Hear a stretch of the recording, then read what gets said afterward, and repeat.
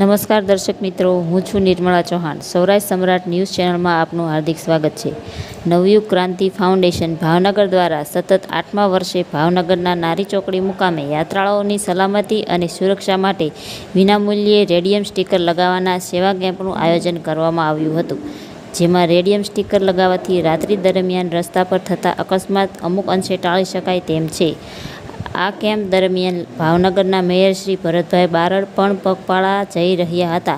તેમણે પણ radium sticker લગાવવામાં આવ્યા હતા. આ સંસ્થાના સેવા કેમ્પના સંચાલક રોહિતભાઈ કણબી, કલ્પેશભાઈ ડાંગર, અરુણભાઈ સોલંકી, બિપિનભાઈ સહિતના કાર્યકરોએ સેવા આપી હતી. બ્યુરો રિપોર્ટ કિરણ ચૌહાણ, ભાવનગર. તમારું નામ સાહેબ? મારું નામ કલ્પેશ ડાંગર છે. અમે નવયુગ ક્રાંતિ ફાઉન્ડેશન દ્વારા દર વર્ષની જેમ સતત 8મા વર્ષે પણ ભાવનગરથી ચોટીલા જતા પદયાત્રીઓ માટે રેડિયમ સ્ટીકર લગાડવાનું કામ કરી રહ્યા છીએ, જેથી કરી અને રાત્રિ અકસ્માતના બનાવો બંધ બને અને માણસોની સેફટી જળવાઈ રહે તે માટેનું કાર્ય કરી રહ્યા છે. અને અમારા સહયોગી સાથ આપી રહ્યા છે રોહિતભાઈ, અરુણભાઈ તથા બિપિનભાઈ. આ સાથે મળી અને અમે કામ કરી રહ્યા છીએ. તમે અંદાજે કેટલાક લોકોને સ્ટીકર લગાડો છો અને આ તમારો કેમ્પ કેટલા વાગ્યા સુધી ચાલુ રહેશે? અમે બપોરે આવી જઈએ છીએ 2 થી 3 વાગ્યા સુધી અને રાત્રે 11, 11:30 સુધી રહીએ છીએ અને અંદાજે 3 થી 3,500 માણસોને અમે આ સ્ટીકર લગાવી આપીએ છીએ. જી સાહેબ, આ તમે શું કામ કરી રહ્યા છો? ચોટીલા જે જાય છે ભાવનગરથી પદયાત્રી રાત્રે સુરક્ષા માટે આ રેડિયમ સ્ટીકર લગાવું. આ કઈ રીતે બને છે? આવો હું તમને બનાવીને બતાવું.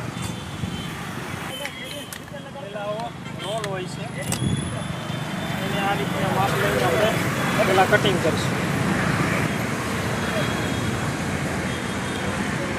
બરાબર છે, આ કટિંગ થઈ ગયું પછી એને આવી રીતે આપણે ફોલ્ડ કરી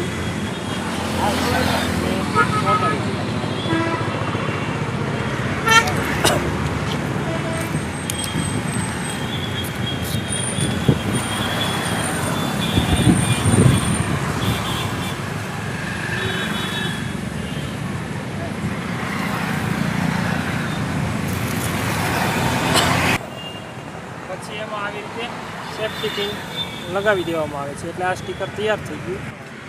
આ આપણું સ્ટીકર તૈયાર થઈ ગયું છે. આ હું તમને લાઈવ લગાવીને બતાવું છું.